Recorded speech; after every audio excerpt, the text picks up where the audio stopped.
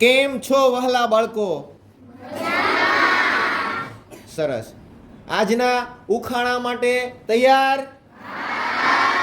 આજનું ઉખાણું છે, એવી કઈ ચીજ છે જેને આપણે કાપીએ છીએ, બાંટીએ છીએ અને પછી પીરસીએ છીએ, પણ તેને ખાઈ શકતા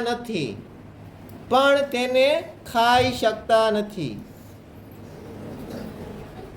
બોલો ધરમભાઈ. લાકડું ના બેટા. બોલો કબીરભાઈ. ટિકિટ ના બેટા. બોલો કૃણાલભાઈ.